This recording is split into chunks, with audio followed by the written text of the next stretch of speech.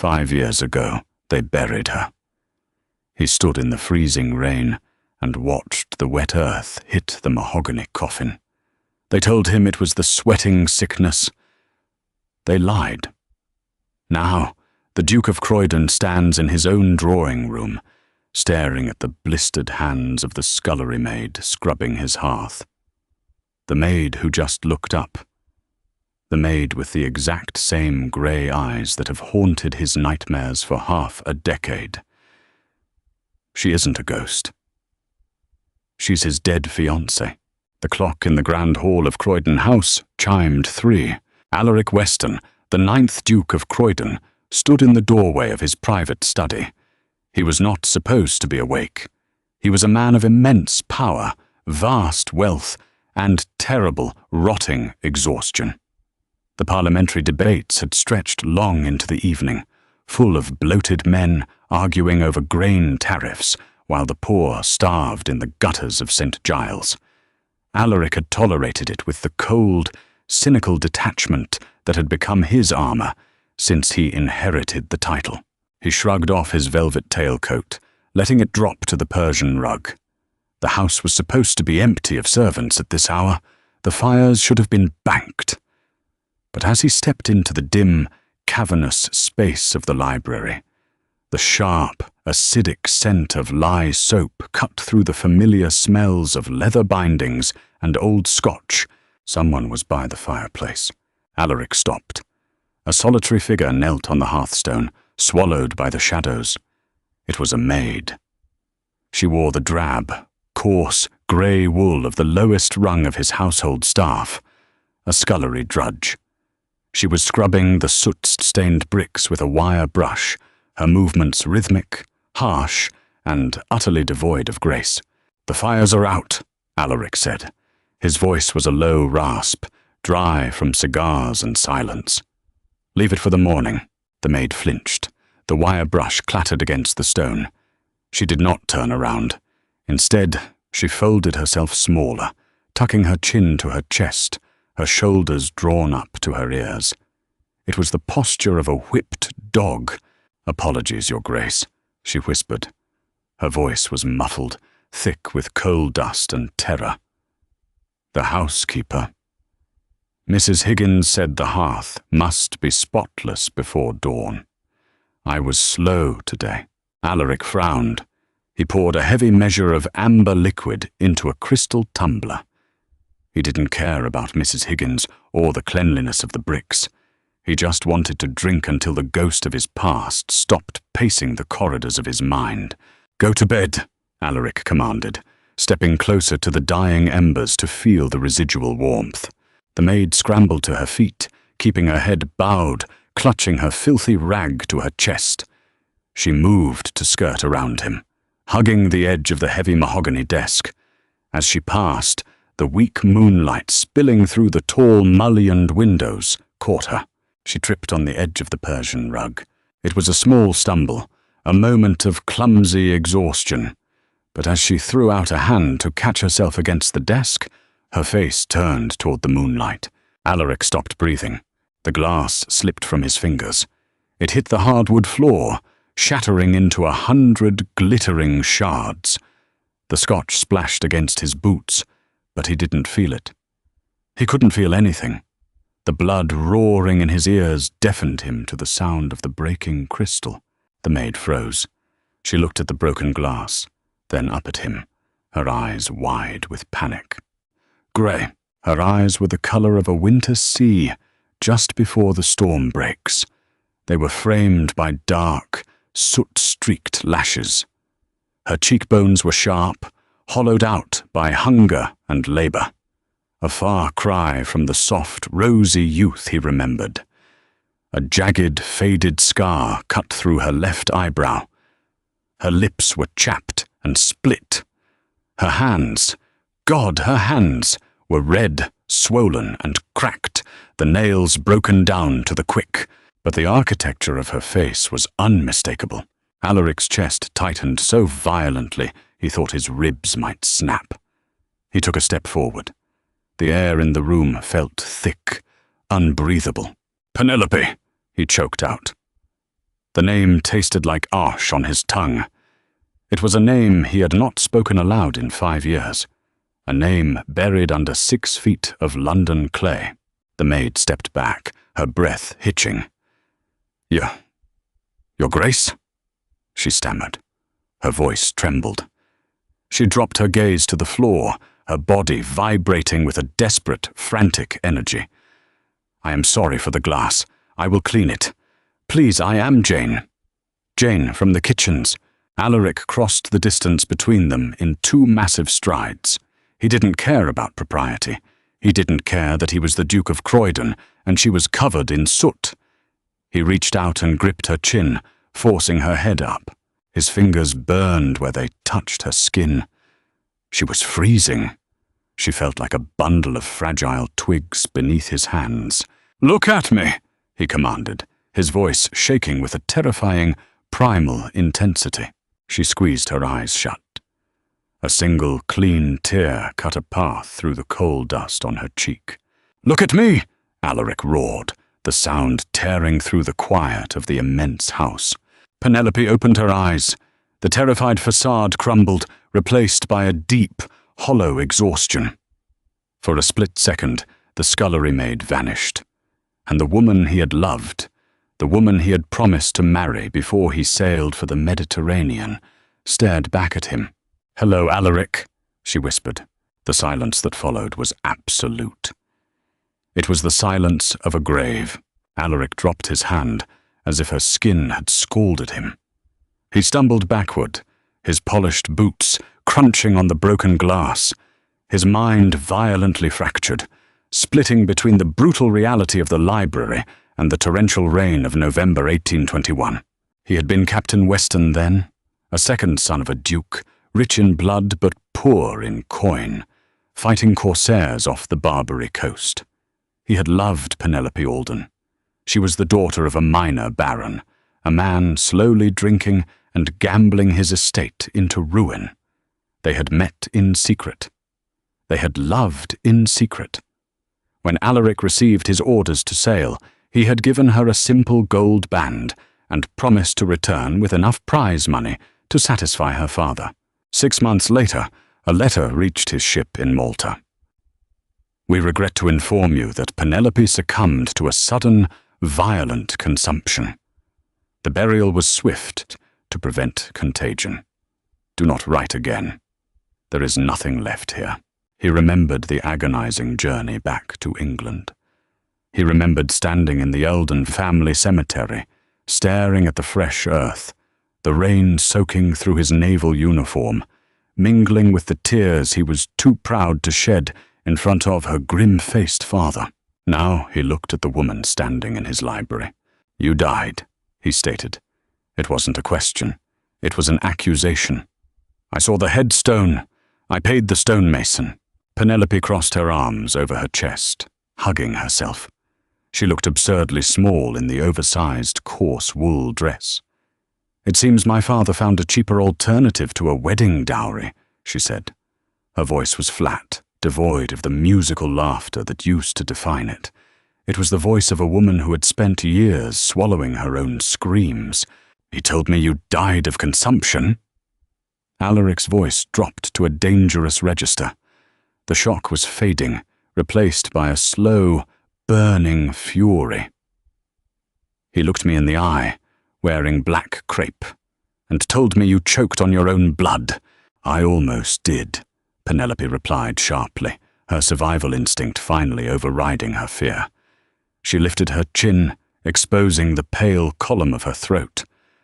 "Just not from consumption?" Alaric stared at her, taking in the ruin of her appearance.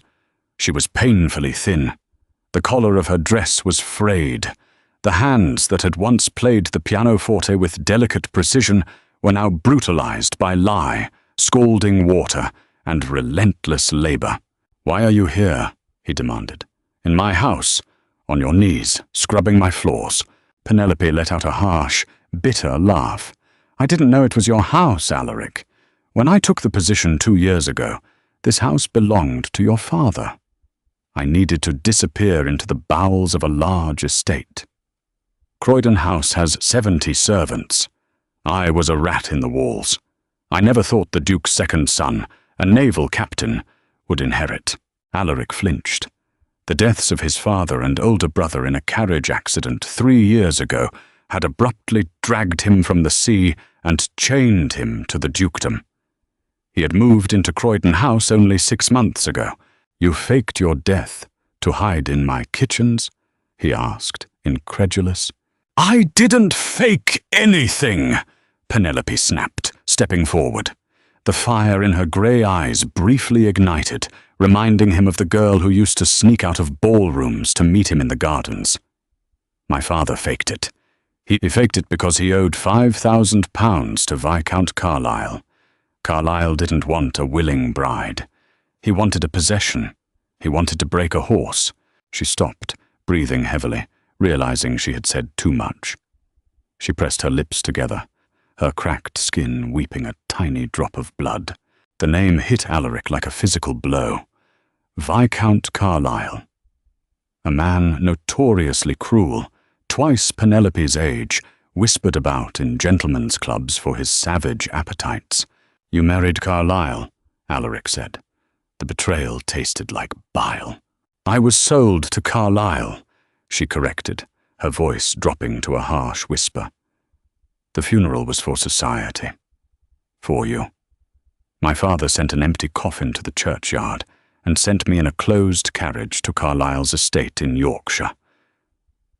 I ceased to be Penelope Alden. I became a ghost before I ever drew my next breath." Alaric felt the world tilt, the opulent library, the leather chairs, the oil paintings of his ancestors. It all felt incredibly cheap. A fragile stage, set hiding a world of grotesque cruelty. "How long?" he asked, his voice cracking. He didn't care that he sounded weak. 3 years, Penelope said, refusing to look at him now. She stared at the soot stains on her ragged skirt. 3 years in Yorkshire. I learned to be quiet. I learned how to hide the bruises with powder. But then he decided he wanted an heir, and he was not a gentle man. Alaric's hands curled into fists at his sides. The leather of his gloves creaked. A murderous, cold clarity settled over him. Viscount Carlisle was currently in London. Alaric had seen him at White's Club just 2 days ago, drinking port and laughing. "So you ran," Alaric said. "I waited until he drank himself into a stupor," Penelope said, her tone utterly detached. "I stole 3 shillings from his coat. I walked to the coaching inn. I rode on the roof of the mail coach in the freezing rain to London. And I changed my name to Jane." She finally looked up, meeting his gaze. There was no plea for sympathy in her eyes. There was only a feral, hardened pride. "I had no references. I had no family. A woman traveling alone is either a whore or prey. I chose to be neither. I chose to be invisible. Scrubbing pots and cleaning hearths pays a few pence a week and offers a bed in the attic. So yes, Your Grace, I clean your floors, because it is vastly preferable to the life my father chose for me." Alaric stepped toward her. He didn't know what he intended to do. He wanted to pull her into his arms, but he sensed she would shatter or strike him if he tried. He stopped a foot away, looking down at her battered hands. "Why didn't you come to me?" he asked. The question was a wound. "Even when I was at sea, you could have sent word. When I returned, when I became Duke, you were living under my roof for 2 years, Penelope. You knew I was here." "Because I am not Penelope anymore," she cried out, her voice breaking. She held up her raw, scarred hands. "Look at me, Alaric. Look at what I am. You are the Duke of Croydon. You dine with royalty. I have spent the last 3 years digging the grease out of your roasting pans. I smell of sour milk and lye. I am ruined. Legally, I belong to a monster. If Carlisle finds me, he will hang me for theft and drag me back by my hair." She swiped angrily at her cheek, smearing the coal dust into a dark bruise across her face. "I saw you," she confessed, her voice dropping to a fragile whisper. "2 months ago. You walked through the courtyard. You were wearing a blue coat. You looked exactly the same, only harder. I hid behind the laundry carts. I hid because I could not bear for you to look at me with pity. I wanted to remain dead in your memory. At least there I was clean. At least there I was beautiful." Alaric stared at her. The agony in her confession stripped away the last of his aristocratic restraint. He didn't see the dirt. He didn't see the coarse wool or the broken nails. He saw the woman who had endured unimaginable hell simply to survive. He slowly sank to his knees, ignoring the sharp shards of crystal that bit into his trousers. He was a duke, one of the most powerful men in England, kneeling in the ash and spilled scotch at the feet of a scullery maid. He reached out and gently, agonizingly slowly, took her battered hands in his. Penelope flinched, trying to pull away, but he held firm. His thumbs lightly brushed over her swollen knuckles. "You are not ruined," Alaric said, looking up into her terrified, exhausted eyes. His voice was no longer harsh. It was an oath, spoken with the absolute certainty of a man who had finally found his true north. "You are not invisible, and you are not going back to the kitchens." Alaric did not let go of her hand. He stood, his knees dusted with grey ash, his trousers ruined by the sharp bite of broken crystal, and pulled her up with him. Penelope resisted. Her weight shifted backward, her worn, flat-soled boots scraping against the polished floorboards. Panic, raw and unadulterated, seized her features. She looked frantically from his face to the wire brush resting near the grate. "I have to finish," she whispered, her voice rapid, breathless. "Mrs. Higgins checks the bricks. If there is soot, she docks my wages. A penny a smudge. I cannot afford to lose the pence, Alaric. Please." The trauma was a living, breathing thing in the room between them. She was not seeing the Duke of Croydon. She was seeing the precarious architecture of her survival threatening to collapse. Alaric looked at the hearth. He looked at the heavy iron bucket of dirty, sudsy water sitting on the Persian rug. Without a word, he stepped forward and kicked the bucket over. The heavy iron clanged against the stone grate. A torrent of filthy grey water washed over the bricks, drowning the remaining orange embers with a violent hiss of steam. A cloud of wet ash bloomed into the air, settling over the immaculate mantel. "The hearth is done," Alaric said, his voice terrifyingly calm. Penelope stared at the mess, her mouth slightly open, the breath shuddering in her chest. For a moment, he thought she might drop to her knees and try to scoop the water back into the bucket with her bare hands. Instead, he wrapped his fingers around her narrow wrist, not tight enough to bruise, but firm enough to anchor her to reality. He led her out of the library. Croydon House at 4 a.m. was a cavern of shadows and silence. The long, vaulted corridors felt like the belly of a sleeping leviathan. Penelope walked beside him with a heavy, dragging limp he hadn't noticed before, her gaze fixed entirely on the floor. She was terrified of the sound her coarse wool skirt made against the silk wallpaper. She was a creature accustomed to the subterranean world of the scullery, suddenly dragged into the gilded stratosphere of the masters. They reached the grand staircase, a sweeping curve of white marble and wrought iron. Halfway up, a figure emerged from the gloom of the landing. It was Bramwell, the butler. He wore a heavy wool dressing gown over his nightclothes, a silver candlestick held steadily in his right hand. The yellow flame illuminated the deep grooves of his weathered face. Bramwell had served the Croydon family for 40 years. He had seen Alaric's father die. He had seen Alaric return from the sea, a bitter, hollowed-out shell. Bramwell stopped. His eyes drifted from the Duke's ash-stained trousers to the shivering, soot-covered scullery maid, whose wrist was locked in his master's grip. For 3 excruciating seconds, the only sound was the ticking of the grandfather clock in the foyer below. "Your Grace," Bramwell said, his voice entirely devoid of inflection. He did not blink. "Wake Mrs. Higgins," Alaric commanded.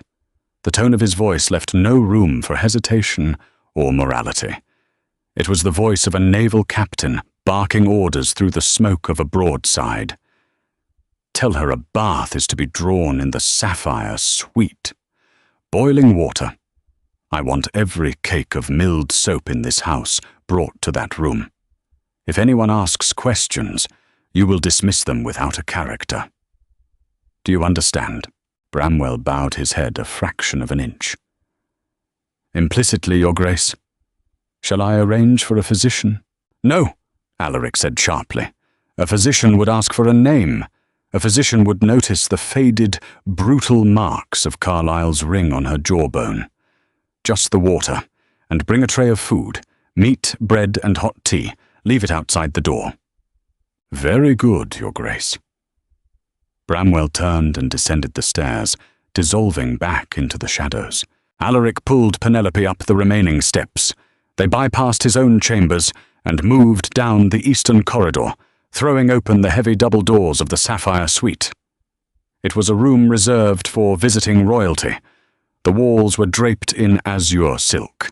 A massive 4-poster bed dominated the space, heavy with velvet hangings. Penelope stood in the center of the room. She was dripping a slow, steady mixture of coal dust and dirty water onto the priceless Aubusson carpet. She looked at the bed, then at her own filthy hands, and shrank into herself. "I am ruining the rug," she whispered, her voice cracking. "I will burn the house down if it makes you comfortable," Alaric replied. The door opened behind them. 3 maids hurried in, carrying heavy copper jugs of steaming water. They were young girls from the upper floors. When they saw Penelope, Jane, the mute, terrifyingly grim woman who scrubbed the pots, standing in the center of the Duke's guest suite, their eyes widened. One of them nearly dropped her jug.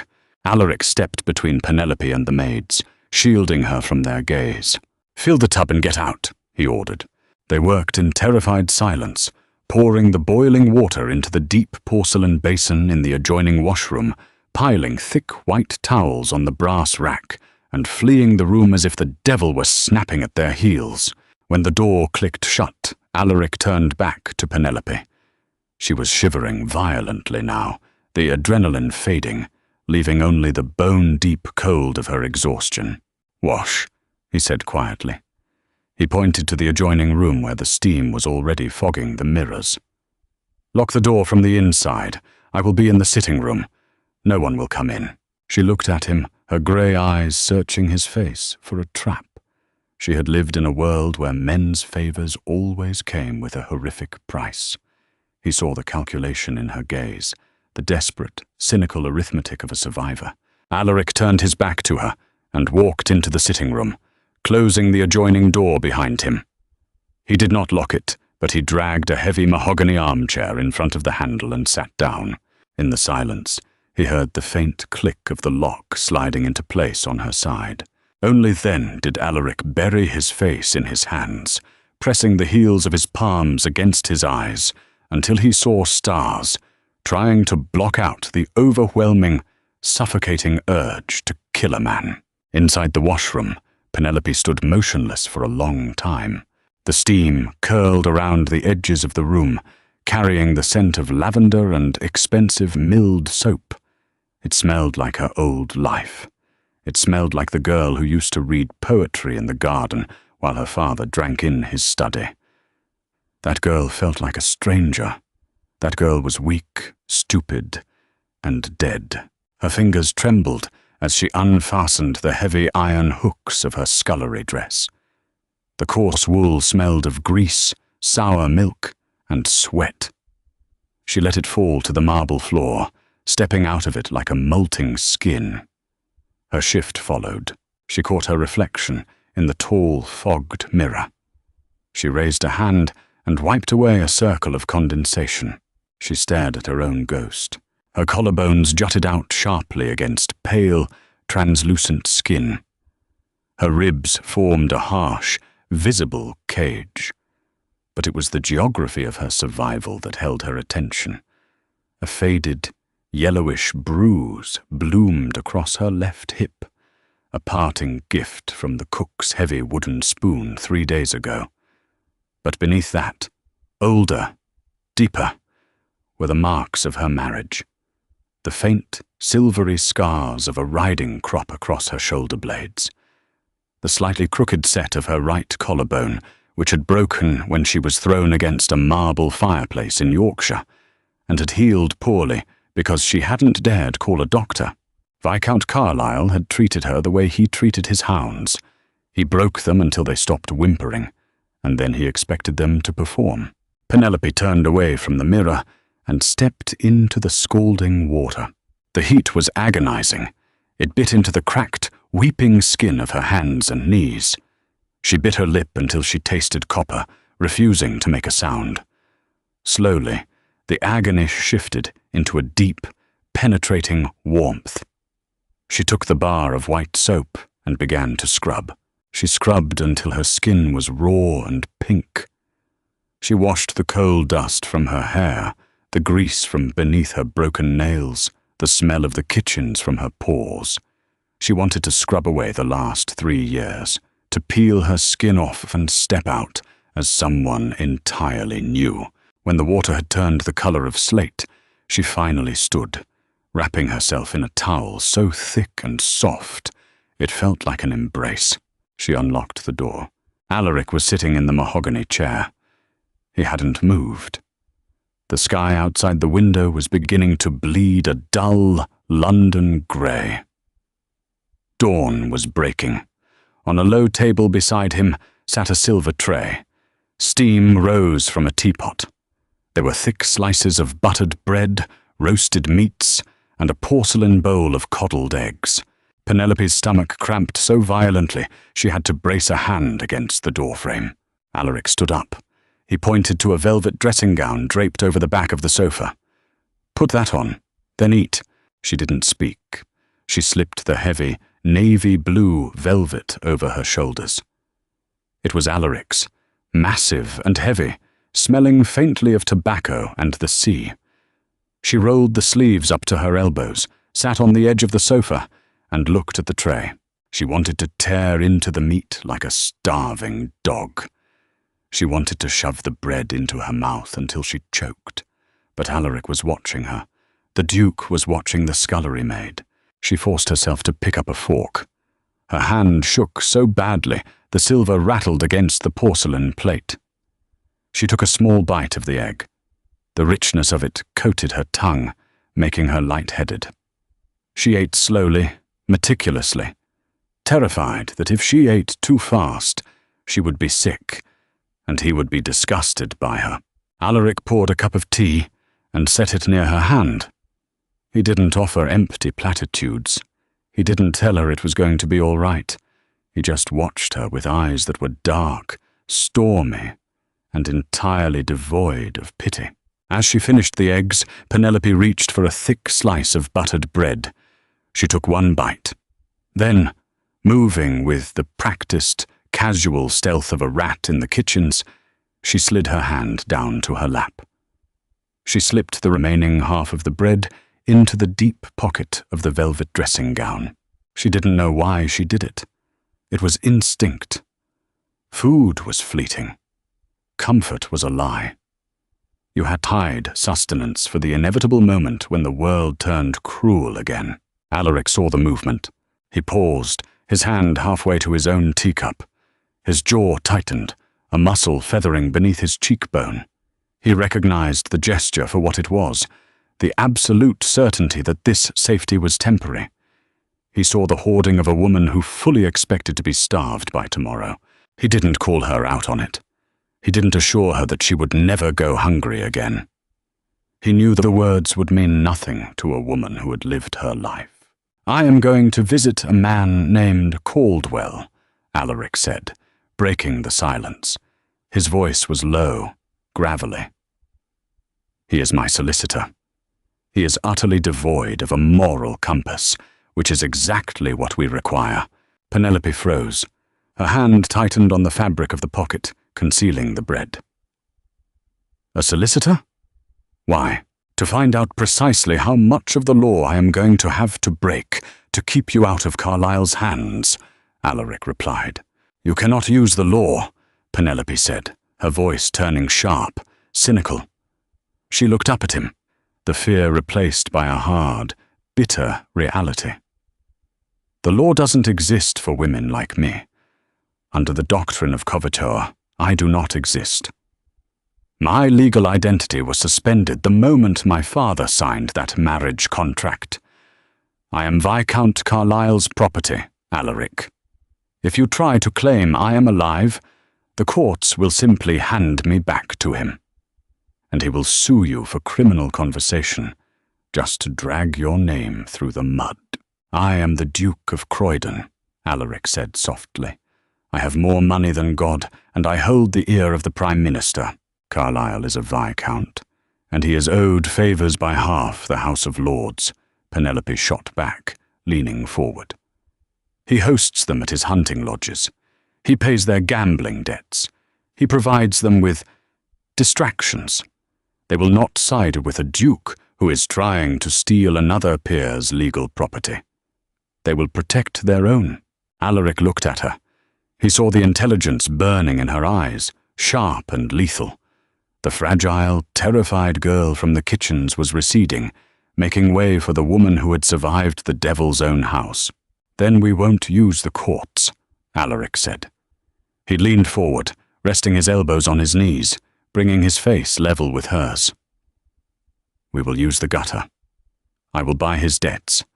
I will ruin his shipping interests. I will bleed him until he is nothing but an empty coat." Penelope stared at the teacup.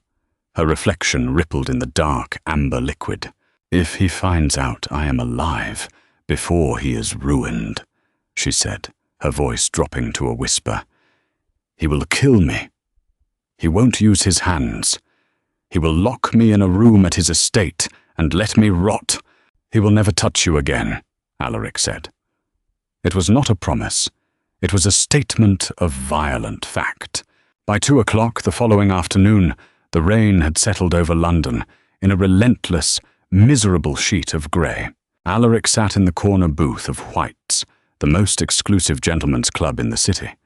The air was thick with the smoke of expensive cigars and the heavy scent of roasted meats. He held a newspaper he wasn't reading, his gaze fixed over the edge of the paper toward the card tables in the centre of the room. Viscount Carlyle was playing faro. He was a large man, built like a bull, with a ruddy complexion that suggested a fondness for port and high blood pressure. His thinning blonde hair was slicked back with pomade.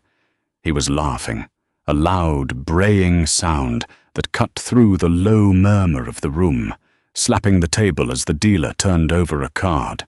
Alaric watched the way Carlyle moved. The heavy gold signet ring on his right hand flashed in the lamplight. Alaric thought about that ring striking Penelope's jaw. He thought about the silvery scars on her back. His right hand, resting beneath the table, slowly curled into a fist. He had spent the morning with Caldwell. The solicitor had confirmed Penelope's cynical assessment. Legally, Alaric was standing on a trap door. If he simply announced Penelope was alive, Carlyle could petition the courts for a writ of habeas corpus, forcing Alaric to produce her. She would be handed over to her husband at the courthouse steps. To property, the word tasted like ash in Alaric's mouth. He watched Carlyle lose a hand, his face darkening with sudden, volatile anger. He snapped his fingers at a servant, demanding more brandy, his voice dripping with venomous contempt. This was the man who owned the woman Alaric loved. Alaric stood up. He left his half-finished scotch on the table and walked out of the club, ignoring the greetings of a dozen peers. He needed leverage. He needed a blade sharp enough to cut Carlyle's throat without drawing blood. When Alaric returned to Croydon House, he bypassed his study and went straight to the Sapphire Suite. He knocked once, lightly, before entering. Penelope was standing by the window, watching the rain hammer against the glass. She had discarded his velvet dressing gown.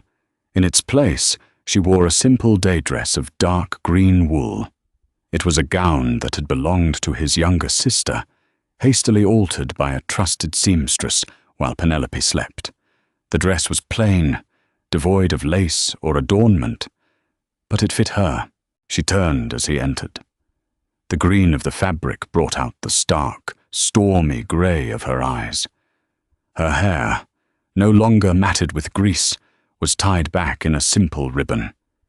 She still looked painfully thin, the hollows of her cheeks still prominent, but she no longer looked like a scullery maid. She looked like a woman preparing for war. "Did you see him?" she asked. There was no tremor in her voice. "I saw him," Alaric said, closing the door behind him. "He was losing at faro. He looked like a man who owes money." "He always owes money," Penelope said, walking away from the window and taking a seat in the high-backed chair by the empty fireplace. She folded her hands in her lap. Her cracked skin was heavily slathered in an herbal salve he had left for her. "But gambling debts will not ruin him. He has estates in Yorkshire and a townhouse in Mayfair. He can mortgage them." Alaric poured 2 glasses of sherry from a crystal decanter, handing one to her before taking a seat opposite. "Caldwell is looking into his shipping investments. If we can squeeze his credit—" "It will take too long," Penelope interrupted. She didn't touch the sherry. She looked directly at Alaric, her gaze intense, completely stripped of the deference she had worn the night before. "If you start buying his debts, he will notice. He is brutal, Alaric, but he is not stupid. He will trace the money back to the Duke of Croydon. And then he will start asking why a duke who never spoke to him is suddenly trying to ruin him." Alaric stopped, the glass halfway to his mouth. She was right. He had been blinded by anger, thinking like a naval captain planning a frontal assault. "Then how do we break him?" Alaric asked. Penelope was silent for a long moment. She looked down at her hands, the thumbs rubbing absent-mindedly against the swollen knuckles. "When I was in Yorkshire," she began, her voice dropping, taking on a detached clinical tone, "I was not permitted to leave the house. I was rarely permitted to leave my rooms, unless he required me for dinner guests. But on the nights he drank until he passed out in his study, I used to slip out. I would clean his desk." Alaric frowned. "You cleaned his desk?" "It gave me a reason to be out of my room," she explained, a flicker of dark irony in her eyes. "If he woke up, I was just a dutiful wife, tidying his affairs. But while I cleaned, I read." She leaned forward, resting her elbows on her knees, bringing her face closer to his. The scent of lavender soap drifted toward him. "Carlyle is a viscount, but he is a greedy one," she said. "He secured a contract 3 years ago to supply timber for the Royal Navy's shipyards at Portsmouth. It is a massive contract, worth thousands of pounds a year." Alaric nodded. "I know of it. Oak from his Yorkshire estates." "It isn't oak," Penelope said softly. Alaric froze. "It's elm and cheap pine," she continued, her eyes locking onto his.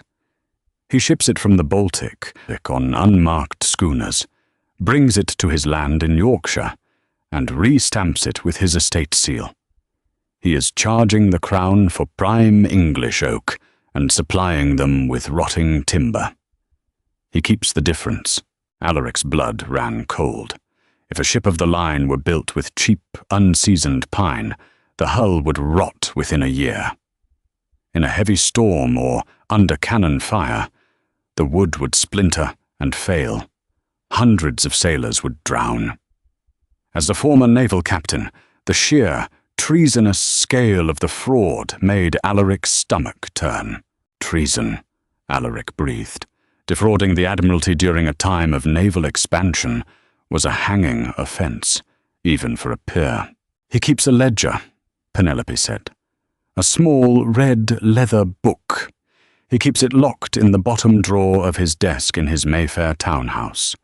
It details the Baltic shipments, the bribes paid to the port inspectors, and the true cost of the timber. Everything. She leaned back in her chair, finally picking up the glass of sherry. "You don't need to buy his debts, Alaric," she said, her voice a razor-sharp whisper. "You just need to steal that book. Give it to the Admiralty. They will strip him of his title, seize his estates, and hang him at Newgate. A dead man cannot claim property." Alaric stared at her. The scullery maid was gone. The weeping victim in the ash was gone. Before him sat a woman who had forged herself into a weapon of absolute destruction. She was brilliant. She was ruthless. And for the first time in 5 years, Alaric felt something entirely unfamiliar blooming in his chest. Hope. "His townhouse is in Grosvenor Square," Alaric said, his mind already calculating the logistics. "It will be heavily guarded, servants everywhere." "Not on a Tuesday," Penelope said, taking a small sip of the sherry. "On Tuesdays, Carlisle hosts a private card game that lasts until dawn. The servants are confined to the basement and the kitchen, so they do not see which members of Parliament are smoking opium in the drawing room. The study is on the ground floor, facing the alley." Alaric set his glass down. He looked at the fragile, bruised woman sitting opposite him. "You planned this," he realized, a slow smile touching the corners of his mouth. "You've been planning this for years." Penelope lowered her glass. Her eyes were hard, flat, and colder than a winter sea. "I was waiting in the dark, Alaric," she said. "I just needed a thief. The rain in London didn't fall. It loitered. It hung in the air like a damp, freezing breath, coating the cobblestones in a layer of treacherous black grease." Alaric stood in the mouth of a narrow alleyway connecting to Grosvenor Square. He did not look like the Duke of Croydon. He wore the rough, oil-stained canvas coat of a Thames dockworker, a heavy woolen cap pulled low over his brow, and boots that had seen the inside of a shipyard. In his right pocket rested a heavy iron jimmy. In his left, a loaded flintlock pistol. He waited. The shadows clung to him. Across the street, the imposing facade of Viscount Carlisle's townhouse loomed against the night sky. The upper-floor windows blazed with yellow light. Faint strains of a pianoforte and the harsh, braying laughter of men deep in their cups drifted down to the street. Tuesday night. The opium and faro were flowing exactly as Penelope had predicted. At 10 minutes past 1, the watchman passed, swinging his lantern, his heavy boots crunching against the gravel. Alaric counted to 60. Then he moved. He crossed the slick street in a dozen silent, rapid strides, pressing his back against the rough brickwork of the townhouse. He edged his way to the side alley. It was pitch black here, smelling sharply of wet rot and horse dung. He found the window. Ground floor, the study. Alaric pressed his gloved hands against the glass. It was thick, leaded, and locked from the inside. He didn't hesitate. He slipped a small jar of molasses from his pocket and smeared a thick layer onto the pane nearest the brass latch. He pressed a square of heavy canvas against the sticky syrup, waiting a beat for it to hold. He drew the heavy iron jimmy. With a sharp, controlled motion, he struck the center of the canvas. The glass broke. The canvas and molasses caught the shards, turning what should have been a loud shatter into a dull, wet crunch.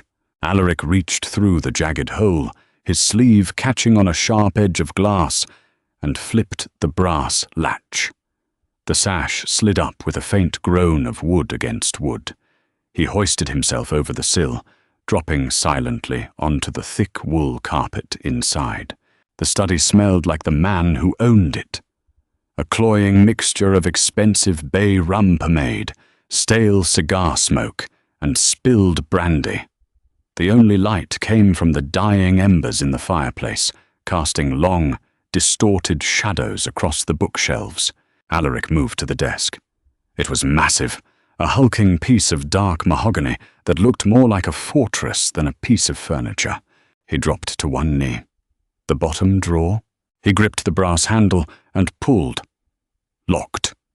Solidly. Alaric wedged the flat edge of his iron jimmy into the narrow gap between the drawer and the frame. He pressed his weight against it. Wood splintered. The iron bit deeper. He applied more leverage, his breath hissing through his teeth.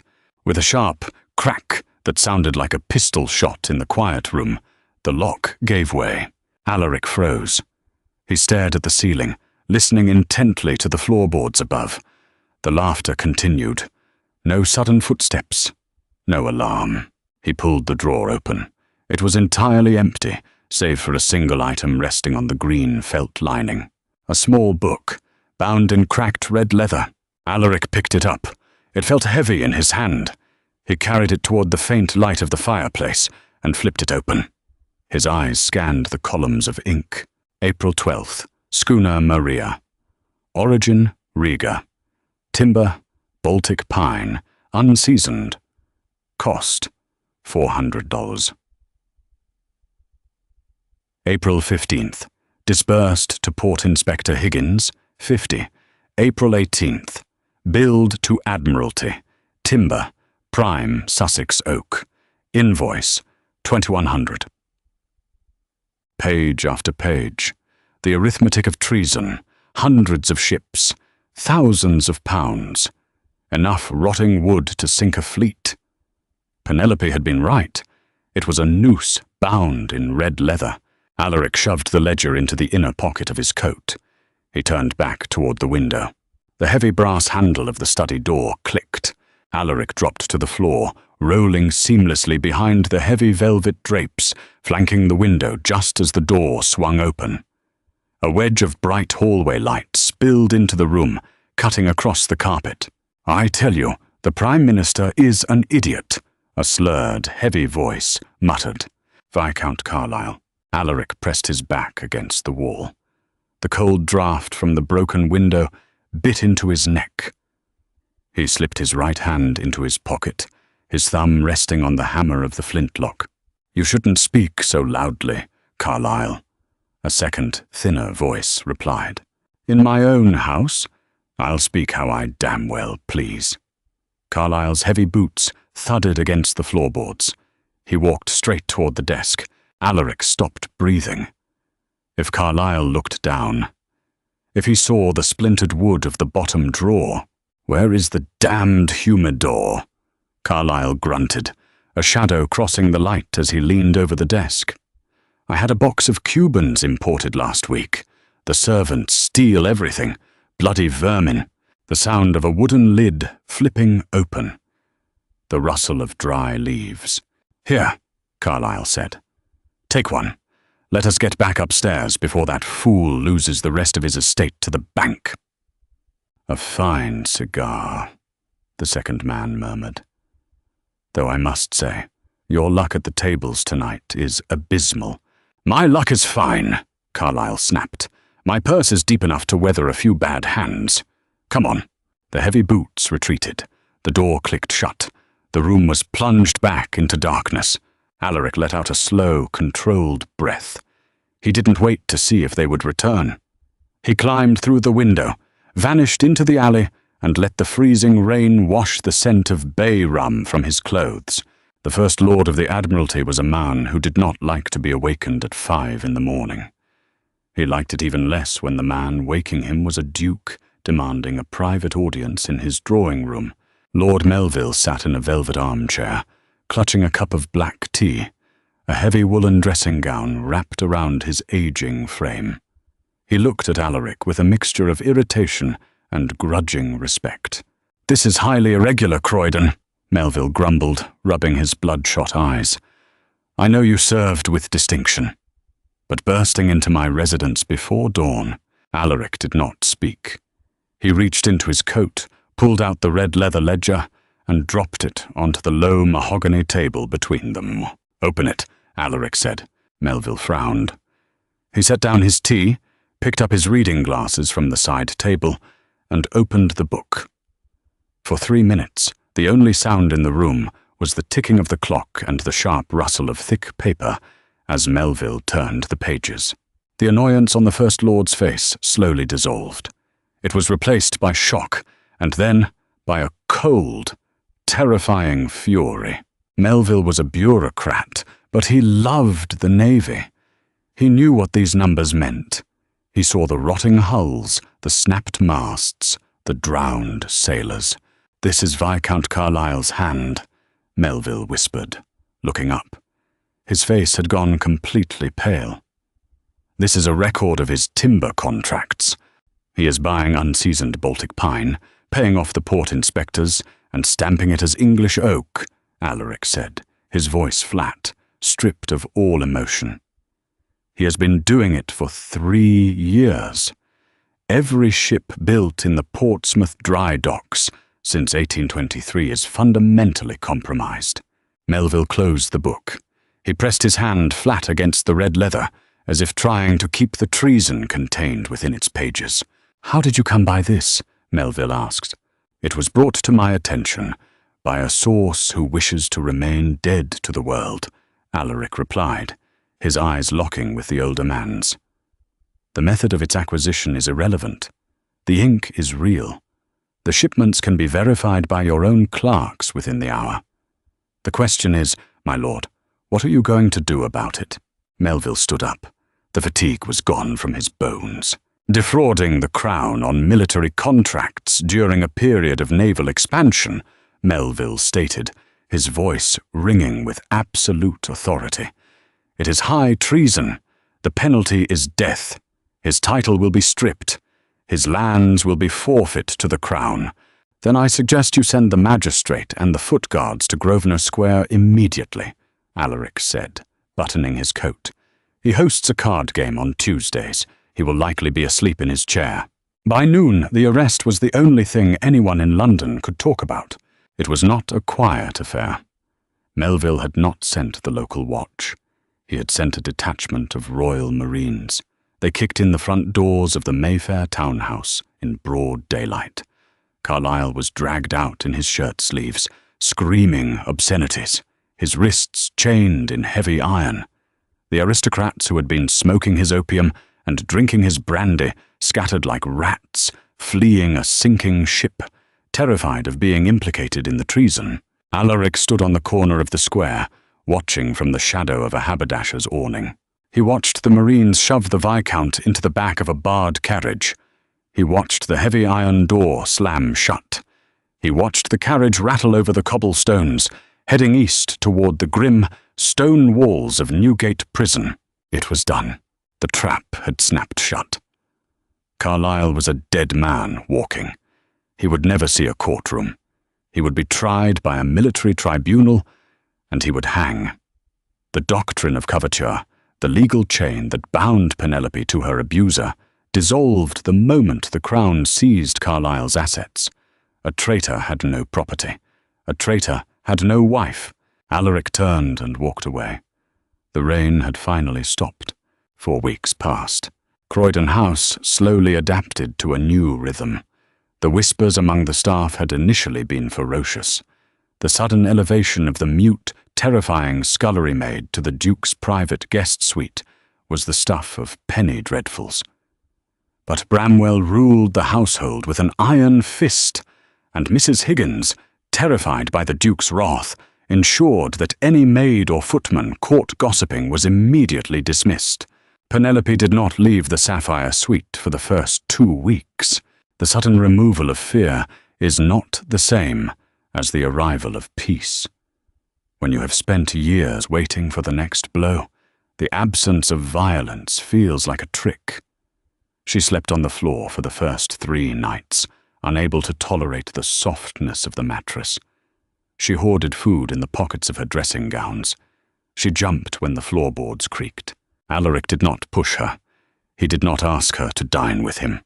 He did not demand gratitude. He simply existed in her orbit, an immovable anchor. He left books outside her door. He ensured her fires were always lit.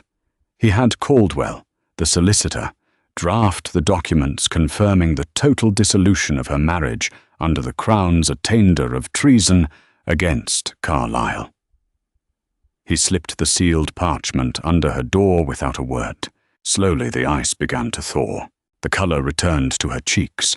The hollows beneath her eyes faded.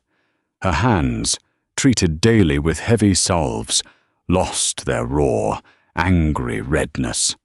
The physical wounds healed, leaving only the silvery scars that would remain with her forever. In the 3rd week, she asked for a piano. Alaric had a Broadwood Grand, moved into the sitting room of the Sapphire Suite. For 3 days, it sat untouched. Then, on a Tuesday afternoon, Alaric was sitting in his study, reviewing estate accounts, when he heard it. The faint, hesitant notes of a Mozart sonata drifting through the massive house. The playing was clumsy. Her fingers were stiff, out of practice, occasionally missing a key. But it was music. It was a sound that belonged to Penelope Alden, not to the ghost called Jane. Alaric closed his ledger, leaned back in his chair, and listened to the halting melody until the sun went down. On a crisp, clear afternoon in late November, Alaric walked into the library to find Penelope waiting for him. She was standing by the hearth. The same hearth she had been scrubbing on her knees a month ago. She wore a deep blue silk gown that Alaric had ordered from a Bond Street modiste. Her dark hair was pinned up, completely free of coal dust. She looked beautiful, but more than that, she looked solid, real. "The fire is burning perfectly today," Penelope said, her voice steady. She did not turn around immediately, watching the orange flames lick the clean bricks. "I had Bramwell sack the chimney sweep," Alaric said, stepping into the room. He was cutting corners. Penelope turned to face him. The grey of her eyes was no longer stormy. It was the calm, clear colour of a winter sky. "Carlyle was hanged yesterday morning," she said. It was a statement of fact. There was no triumph in her voice, but there was no pity either. "I know," Alaric replied. He had attended the execution. He had stood in the crowd outside Newgate and watched the trap-door drop, making absolutely certain the monster was dead. "Caldwell has finalized the paperwork. The marriage is struck from the registry. You are legally a widow, but practically, you never existed in his house." Penelope nodded slowly. She walked away from the hearth, moving toward the center of the room. She stopped a few feet from Alaric, looking up at him. "You saved my life, Alaric," she said softly. "You saved your own life," Alaric corrected her, his voice gravelly. "You survived Yorkshire. You survived this house. You found the ledger. I just picked the lock." Penelope let out a small, quiet laugh. It was a sound that cracked Alaric's chest wide open.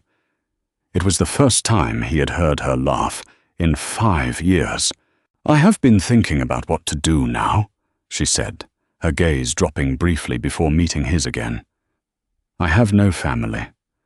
My father drank himself into the grave a year after he sold me. I have no dowry. I have no reputation. To the world, Penelope Alden is still buried in a country churchyard." Alaric felt his pulse slow. A cold knot formed in his stomach. He had known this moment would come. The moment she realized she was entirely free. "I can provide you with a quiet estate," Alaric said, keeping his voice carefully neutral. "In Cornwall, perhaps, or Devon. Caldwell can create a new identity for you, an inheritance from a distant aunt. You will have a generous annuity. You will never want for anything. You will be safe." He offered her the door. He offered her total freedom, even if it meant he would spend the rest of his life in this massive, empty house without her. Penelope looked at him for a long, silent moment. She looked at the harsh lines of his face, the greying hair at his temples, the exhaustion that never quite left his eyes. They were not the young, foolish lovers they had been 5 years ago. They had both been broken by the world. They had both learned the exact price of survival. She took a step forward. "I don't want to go to Cornwall, Alaric," she said, her voice dropping to a fierce whisper. She closed the distance between them. She reached out, her fingers hovering for a second, before resting lightly against the lapel of his dark coat. Alaric stopped breathing. Her touch was hesitant, testing the waters of a closeness she had been denied for years. "I spent 3 years hiding in the dark," Penelope continued, looking up into his eyes. "I spent 2 years scrubbing ashes just to survive. I do not want to be safe in the country. I want to live." Alaric reached up and gently covered her hand with his own. He felt the faint ridges of her scars against his palm. They were a testament to her endurance. "What do you want, Penelope?" he asked, his voice thick with an emotion he hadn't felt in a decade. "I want the man who didn't pity the scullery maid," she said, her grey eyes burning with a quiet, absolute certainty. "I want the man who poured water on the ashes. I want the man who broke into a house to steal my freedom." She stepped closer, her chest brushing against his. "I am not the girl you promised to marry before you went to sea," she warned him, her voice trembling just a fraction. "I am ruined. I am cynical. I have terrible dreams. I am not easy to love." Alaric's hand moved from her fingers, sliding up to cup her jaw. His thumb lightly brushed the faint, faded bruise near her cheekbone. "I am not the captain who made that promise," Alaric replied, his voice a low oath in the quiet of the library.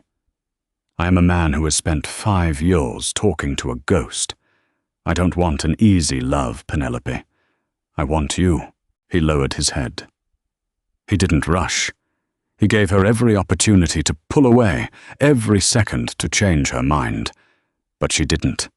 She leaned into him, her hands sliding up to grip the heavy wool of his coat like a lifeline. When their lips met, there was no explosive spark. There was no flowery romance. It was the quiet, desperate collision of 2 survivors finally finding shore. It tasted of salt and tea and a profound, bone-deep relief. Alaric pulled her tightly against his chest, wrapping his arms around her fragile frame, burying his face in her dark hair. He closed his eyes, inhaling the scent of lavender and clean air. The ghost was gone. The scullery maid was gone. Penelope was alive. And for the first time in his life, Alaric felt entirely at home. The scars of survival rarely fade, but in the quiet halls of Croydon House, Alaric and Penelope proved that even a ghost can learn to breathe again. Their story isn't about a knight saving a damsel. It's about 2 broken people choosing to rebuild a life from the ashes, together. If this gritty, emotional journey of resilience, revenge, and redemption moved you, please hit the like button to support the channel.